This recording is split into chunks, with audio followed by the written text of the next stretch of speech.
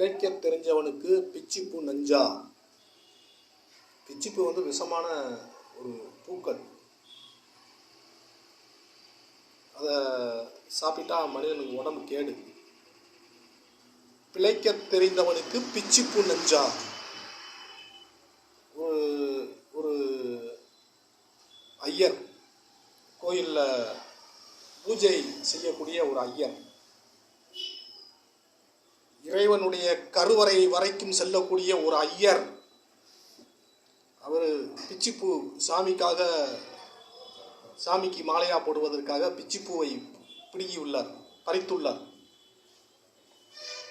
அந்த பிச்சிப்பூ வளர்ப்பவர்கள் உரிமைகள் இல்லாமல் உரிமை வாங்க வேண்டும். பிச்சிப்பூவை பறிக்க வேண்டும் என்றால் அந்த உரிமையாளரிடம் நம்ம உரிமை பெற வேண்டும். நான் இந்த பிச்சிப்பூவை சாமிக்காக பறித்துக் கொள்கிறேன் என்று உரிமையாளர்களிடம் நாம் கேட்க வேண்டும். அவர் சரி என்று சொன்னால்தான் அந்த பிச்சிப்பூவை புடுங்க வேண்டும், பறிக்க வேண்டும். அந்த ஐயர் என்ன பண்ணார் தெரியுமா? பிச்சிப்பூவெல்லாம் உரிமை இல்லாமையே பிடிங்கிட்டார் சாமிக்குன்னு. பிடிங்கல அங்கே 2 காவலர்கள் பார்த்து விட்டார்கள். உடனே இவரை அரெஸ்ட் பண்ணிட்டாங்க. அரெஸ்ட் பண்ணி ராஜா கிட்ட அழைத்து செல்கிறார்கள். இந்த ஐயர் என்ன பண்ணார் தெரியுமா? மோசமானவங்க.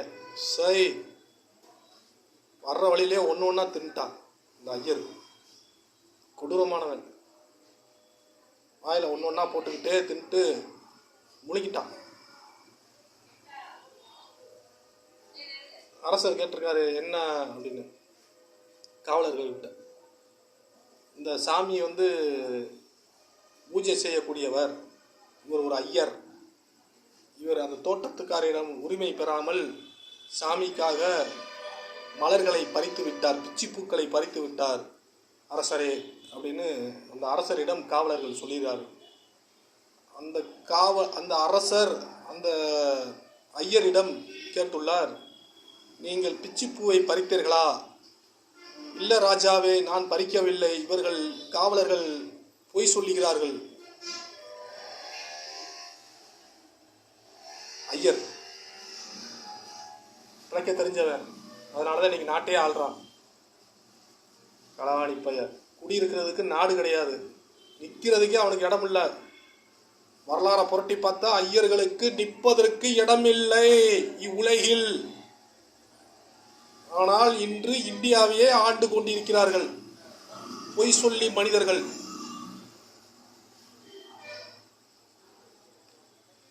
கொதிக்குது இங்கே, எனக்கு களமா கொதிக்குது. வரலாறை புரட்டி பார்த்தா இடம் இல்லை அவனுக்கு. பொய் சொல்றான், திருடுறான், நாட்டையே கைப்பற்றிட்டான்.